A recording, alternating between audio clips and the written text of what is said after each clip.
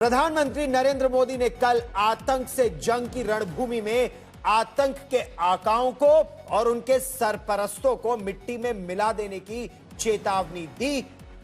तो अब से पाकिस्तान को यह डर सताने लगा कि भारत कब हमला करेगा, कहां से हमला करेगा, आकाश से करेगा या फिर जमीन से करेगा, समुद्र से करेगा या फिर पानी के नीचे से होगा।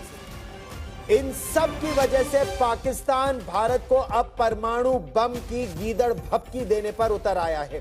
पाकिस्तान के उप प्रधानमंत्री और वहां के विदेश मंत्री गुलाम इशाक डार ने पाकिस्तान की संसद में परमाणु ताकत होने का बयान देकर अपने देशवासियों को, डरे हुए देशवासियों को तसल्ली देने की नाकाम कोशिश की है। लेकिन उनकी आवाज जिस तरह से लड़खड़ा रही है, वो भी जानते हैं कि किस तरह से भारत की जवाबी कार्रवाई होगी, जरूर होगी, और इससे पाकिस्तान घबरा रहा है। पाकिस्तान के बयान में पाकिस्तान का ये जो डर है, ये जो खौफ है, ये साफ दिखाई दे रहा है। क्या कहा इशाक डार ने, हम आपको वो भी सुनवाते हैं। देखिए, हम हर लिहाज से अल्हम्दुलिल्लाह तैयार हैं और ये कैटेगोरिक अंडरस्टैंडिंग हमने दी है। कल उसके बाद हमने एक कौमी सलामती कमेटी के डिसीजन के मुताबिक एक प्रेस ब्रीफिंग भी की और ना सिर्फ ये फैसले शेयर किए बल्कि सेंटीमेंट भी बताए कि अगर पाकिस्तान की तरफ किसी किस्म की एडवेंचरिज्म का किसी को खाम ख्याली है तो वो भूल जाए। पाकिस्तान की आर्म फोर्सेस पूरी तरह तैयार है। देखिए, अल्लाह ताला ने आपको एक न्यूक्लियर कुव्वत बनाया है, अल्लाह ताला ने पाकिस्तान को एक मिसाइली कुव्वत बनाया है। तो मैं समझता हूं कि अल्लाह के फजल करम से अगर खुदा ना खास्ता किसी ने हमारी तरफ को मैली आंख से कोई कोशिश की तो उसको जवाब उसी तरह मिलेगा जैसे उनको माजी में जवाब मिला था।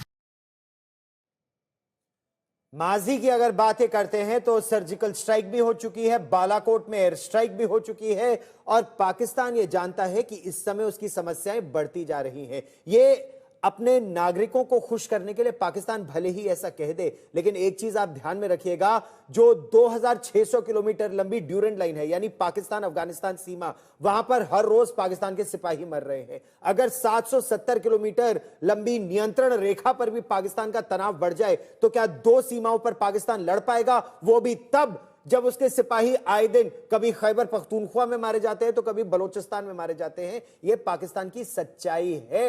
डरते हैं उसके सिपाही बलोचिस्तान और खैबर पख्तूनख्वा जाने से। लेकिन इससे पहले इशाक डार ने संसद में, पाकिस्तान की संसद में एक प्रस्ताव रखा जिसमें उन्होंने आतंकवाद की निंदा तो की, लेकिन पहलगाम हमले में पाकिस्तान का हाथ होने से साफ इनकार कर दिया। इशाक डार कभी परमाणु बम की धमकी दे रहे हैं तो कभी आतंकी हमले की निंदा करते दिखाई दे रहे हैं। पाकिस्तान भारत की कार्रवाई से कितना डरा हुआ है, इसी का एक सबूत हम आपको और बता दें। पाकिस्तान का जो पंजाब सूबा है ना, उसका एक कामरा एयरबेस है। वहां पर JF-17 थंडर विमान रात भर उड़ान भरते रहे। वहीं LOC पर पाकिस्तान की कई चौकियां हैं, बिना उकसावे के, डर उन्हें इतना कि यहां से हुई सर्जिकल स्ट्राइक, वहां से हुई सर्जिकल स्ट्राइक, कहीं ना कहीं वो रात भर गोली चलाते रहे कि वो कहीं उन पर सर्जिकल स्ट्राइक ना हो जाए। भारतीय सेना ने इसका मुंहतोड़ जवाब अपनी पोस्ट से दिया। वहीं आज भारत के थल सेना अध्यक्ष जनरल उपेंद्र द्विवेदी, उन्होंने श्रीनगर का दौरा किया, सुरक्षा इंतजामों का जायजा लिया, पुलिस से भी बात की, विक्टर फोर्स कमांडर से भी बात की। वहां ग्राउंड जीरो पर भी वो जा रहे हैं और जम्मू और कश्मीर की आंतरिक सुरक्षा और नियंत्रण रेखा, जो 770 किलोमीटर लंबी नियंत्रण रेखा है, वहां पर किस तरह से अब पाकिस्तान प्रायोजित आतंकवाद को जवाब देना है, इसके लिए भी भारत पूरी तरह से तैयार है। दरअसल पाकिस्तान कितना डरा हुआ है, इसके 5 सबूत हम आपको दिखाते हैं, निर्णय आप खुद कीजिए। पाकिस्तान ने भारतीय नागरिक विमानों के लिए अपनी एयर स्पेस बंद कर दी है।